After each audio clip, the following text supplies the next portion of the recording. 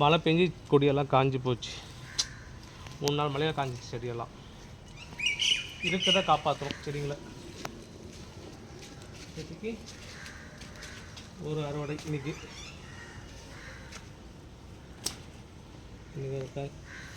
அதுக்கப்புறம் இது வச்சு ஓரம் வச்சிடலாம். அதுக்கப்புறம் இங்கே ஒரு காய் வச்சுரும்.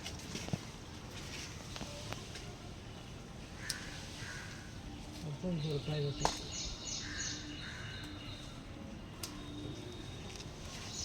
தண்ணி மாற்றி போகணும்.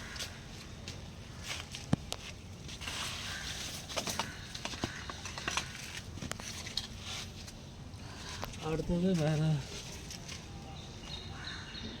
தலைக்கு மேலே ஒரு காய் இருக்கும்.